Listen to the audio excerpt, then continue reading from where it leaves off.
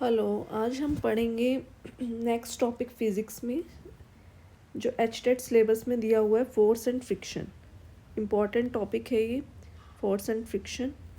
तो हमने पहले भी पढ़ा है, छोटी क्लासेस में पढ़ा है, फ्रिक्शन होता क्या है। फ्रिक्शन क्या है? फ्रिक्शन एक कॉन्टैक्ट फोर्स है। कॉन्टैक्ट फोर्स कैसे? क्योंकि जब दो बॉडीज़ आपस में कांटेक्ट में होंगी तब क्या लगेगा? फ्रिक्शनल फोर्स लगेगा। और बॉडीज़ भी कैसी होंगी? फ्रिक्शन कब लगेगा? वो रफ़ होनी चाहिए बॉडीज़। कैसी होनी चाहिए? रफ़ होनी चाहिए बॉडीज़। कैसी होनी चाहिए? Rough bodies. क्योंकि स्मूथ होगा तो वहाँ पर फ्रिक्शन क्या होगा? कम या ज़्यादा फ्रिक्शन होगा, लेकिन कम या ज़्यादा डिपेंड करता है। जैसे हम शूज़ डालते हैं, हम अगर चल पा रहे हैं, क्योंकि वहाँ पर भी क्या है, रोड पे और जो फुट है हमारा, शूज़ है हमारा, तो उनके बीच में क्या लग रहा है? वो फ्रिक्शनल फोर्स लग रही है। तो क्या होता है ये? फ्रिक्शनल फोर्स लग रहा है, मीन्स आपस में जो टू बॉडीज़ कांटेक्ट में हैं वो क्या लगता है वहाँ पर? फ्रिक्शन लगता है वहाँ पर। It is a contact force if two bodies are in contact. If there is a rough surface then it is called friction.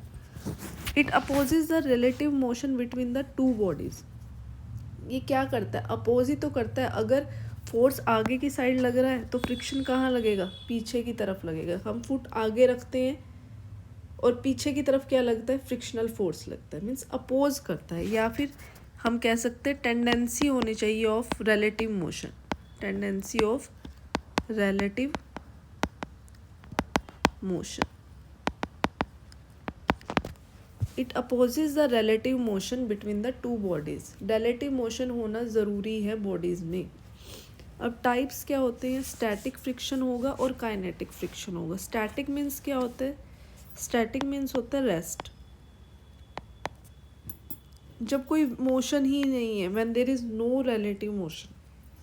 अब जैसे कोई बॉडी है, फोर्स यहाँ पर लग रहा है, कोई बॉक्स है मान लो या बॉडी, फोर्स हम इधर लगा रहे हैं लेकिन वो अपनी जगह से हिल ही नहीं रहा है, लेकिन टेंडेंसी है, हम तो मोशन लगा रहे हैं कि कुछ वो अपनी पोजीशन से हिल जाए, हम तो लगा रहे हैं उसकी तरफ फोर्स, लेकिन वो बॉक्स नहीं हिल रहा, लेकिन टेंडेंसी है।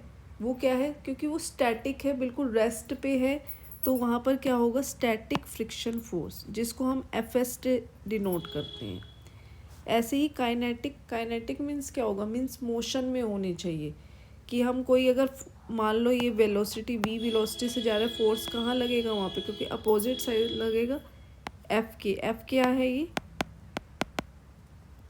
Kinetic frictional force.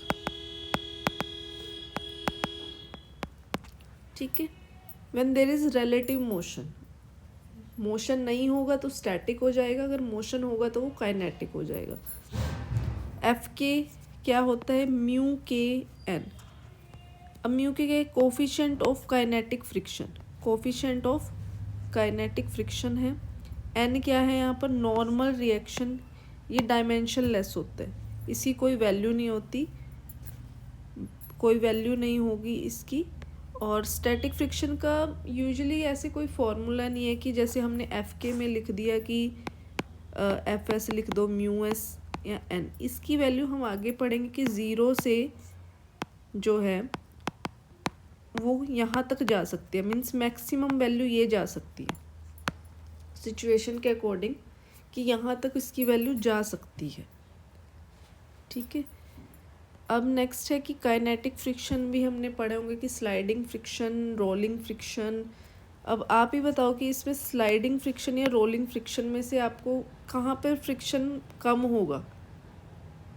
रोल करना, अब जैसे ट्रॉली में नीचे सूट केसेस होते हैं, उनमें व्हील्स लगे होते हैं, और एक सिंपल बैग होगा। अगर आपको उनमें से दोनों में से एक बैग को स्लाइड करना होगा या लेकर जाना होगा, किसको ईजी होगा ले जाना?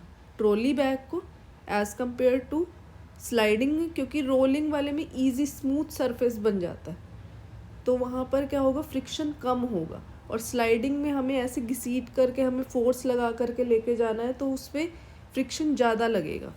तो rolling friction is less than sliding friction. ये इम्पॉर्टेंट है, मान लो एचटेट में ऐसे भी पूछ सकते हैं, which of the following is incorrect about friction या काइनेटिक फ्रिक्शन रोल, इनमें से एक आधी स्टेटमेंट दे देंगे और हमें वो बताना होगा कि स्लाइडिंग रोलिंग कौन सा ज़्यादा होता है, या फॉर्मूला रिलेटेड पूछ लेंगे। तो ये हमें एक एक पॉइंट इसके पता होने चाहिए। रोलिंग फ्रिक्शन कम होगा स्लाइडिंग से, क्योंकि व्हील्स एक ग्रेट एग्जांपल है रोलिंग फ्रिक्शन का। इजीली मतलब स्मूथ सरफेस बन जाता है, इजी रहता है किसी चीज़ को कैरी करने में, फिर ले जाने में उसको। अब स्टैटिक फ्रिक्शन मैंने अभी बताया आपको। स्टैटिक फ्रिक्शन की वैल्यू ये होती है कि एक पर्टिकुलर कोई फॉर्मूला नहीं दे दिया है, लेकिन जो मैक्सिमम वैल्यू होती है उसकी यहाँ तक है, मैक्सिमम वैल्यू यहाँ तक जा सकती है उसकी।